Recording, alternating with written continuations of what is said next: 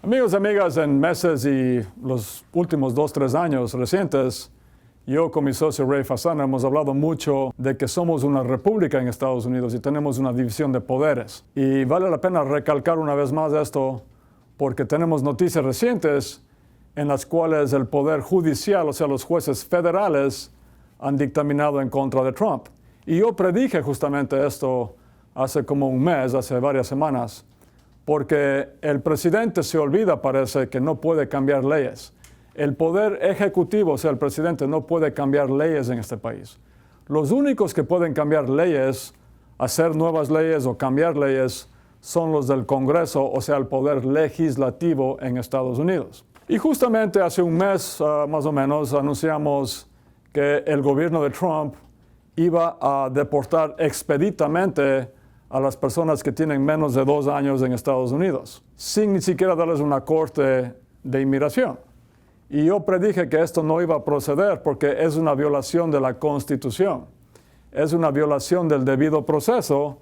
No olviden que el debido proceso dice que todo ser humano que está en Estados Unidos tiene derecho a defenderse en las cortes de justicia, tenga o no tenga papeles.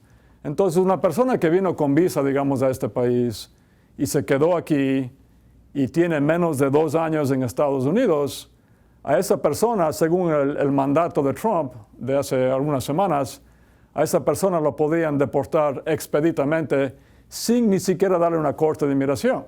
Bueno, eso viola la Constitución porque viola el debido proceso.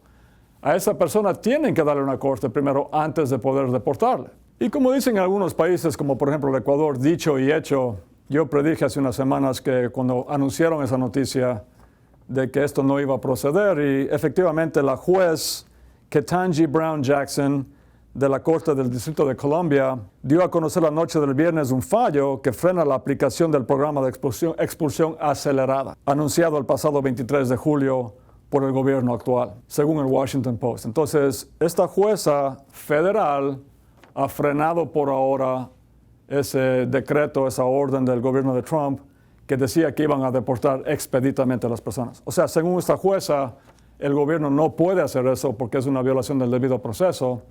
Y por ahora tenemos una injunction, que es una orden temporal, y el gobierno no puede deportar expeditamente a estas personas. Y también tuvimos hace unas semanas otra noticia parecida, tenía que ver con el Acuerdo Flores. Ahora, el Acuerdo Flores fue hecho hace varias décadas y es un acuerdo bajo el cual el gobierno actual no puede detener a los menores de edad en la frontera o en Estados Unidos por más de 20 días. Hace unas semanas el gobierno de Trump también dijo que iba a deshacerse, iba a eliminar el Acuerdo Flores y que iban a tener detenidos indefinidamente a los menores de edad. Otra jueza federal acaba de dictaminar en contra de eso también, y dice la noticia: en tanto la jueza Dolly G de la Corte del Distrito de California también bloqueara la decisión del gobierno de acabar con el Acuerdo Flores, que prohíbe mantener a los niños inmigrantes indocumentados y sus familias detenidos durante más de 20 días. Entonces tenemos a otra jueza en California que ha dado una orden que el gobierno de Trump no puede mantener detenidos a los niños en la frontera o en cualquier parte de Estados Unidos por más de 20 días. Estos son ejemplos muy claros de la división egalitaria de poderes que tenemos en Estados Unidos. Ninguno de los tres poderes una vez más son el poder ejecutivo, que es el presidente Trump y su gabinete, el poder judicial, que es la Corte Suprema y las Cortes Federales, y el poder legislativo, que es el Congreso. Ninguno de los tres es más poderoso que los otros dos. Parece que muchas veces el gobierno actual, por lo menos el presidente Trump, se olvida de esto y parece que él piensa que tal vez está por encima de la ley o que por lo menos el poder ejecutivo, o sea, el poder de él, es más poderoso que el Congreso o las Cortes federales. Pero no es así.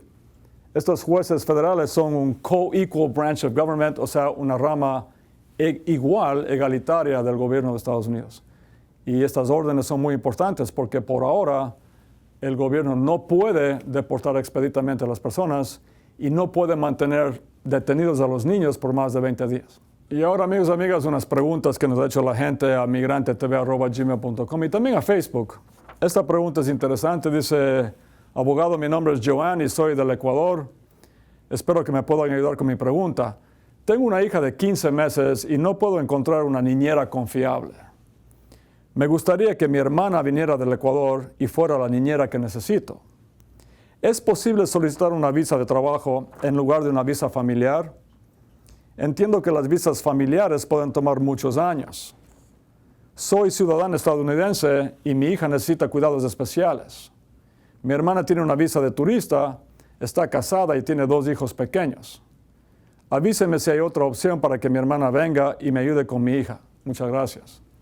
Bueno, es verdad que una petición que le haría a ella, o sea, Joanna, su hermana que está en Ecuador, eso toma actualmente 13 años, no 3, sino 13. Es muchísimo tiempo, es más de una década. Pero los contratos de trabajo también, no olviden que no es solamente inmigración. Cuando hablamos de un contrato de trabajo, también entra en juego ahí el Departamento de Labor. Y le van a dar bastante escrutinio a esta aplicación, porque normalmente son compañías grandes que tienen más de 10 trabajadores, por ejemplo. Aquí estamos hablando de una petición de trabajo entre familia. No estoy diciendo que es imposible, pero sí creo que les van a dar más escrutinio a la aplicación. Hago una cita lo antes posible. Llame al número que está en la pantalla. Muchas gracias.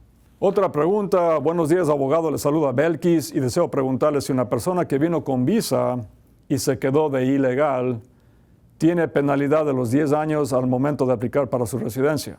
Muchas gracias. No, el castigo de los 10 años es cuando una persona que está aquí por más de un año ilegal, como dicen, sale de aquí. O sea, sale de Estados Unidos. Por ejemplo, digamos que una persona vino de Ecuador hace más de un año con visa y se quedó aquí.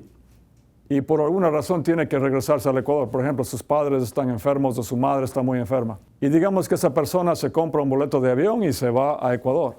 En el momento que aterriza en Guayaquil o en Quito, desde New York, por ejemplo, en ese instante que pone los pies en suelo ecuatoriano, tiene un castigo de 10 años. Pero no antes. O sea, solamente cuando sale de Estados Unidos no puede regresar legalmente por 10 años. Y la última pregunta, abogado, quisiera saber si podría sacar la Green Card con la cancelación. Tengo 12 años viviendo en Estados Unidos, 2 hijos nacidos aquí, sin récord policial y mis impuestos están al día.